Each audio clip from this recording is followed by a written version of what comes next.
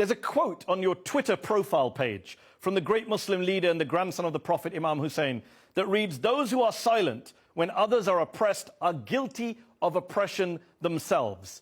In China, millions of Uyghur Muslims are being detained against their will in basically concentration camps. And yet your government says nothing. In fact, Prime Minister Khan has said he will not criticize China on this publicly. Couldn't the Uyghurs say that your silence, Pakistan's silence, means that you're guilty of oppressing them too? I think that is an absurdity, that we are guilty of oppressing them because we have not publicly made a UN cry. We talk to the Chinese government. When we get evidence, we take it up. But China is an ally of ours, and we will not go screaming on the streets about it. So have you condemned them privately? Have you condemned them privately? I think that our government has been speaking to the Chinese, hearing their point of view, giving our position on it. What is their point of view when it comes to locking up millions of your fellow Muslims? That's what you're saying, that they're locking up millions of fellow Muslims. Are you saying they're not?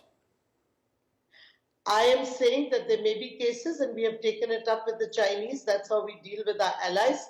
I mean, I'm surprised you haven't asked me about the Muslim persecution in Europe, where Muslim women can't even wear the clothes they want. Why would I ask you about that when you've spoken out on that? You've spoken out on Palestine. But when I checked your Twitter timeline, you've said not a word about the Uyghurs, which is one of the biggest issues right now in Muslim communities across the world, as you know. The UN says maybe 1 million, up to 3 million people are behind bars, and Pakistan has said nothing. And your Twitter page says that silence means you're complicit in oppression.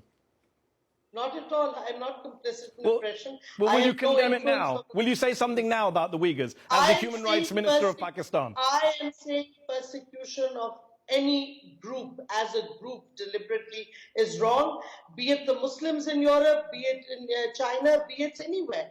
I mean, this persecution, and what about Israel or occupied Kashmir?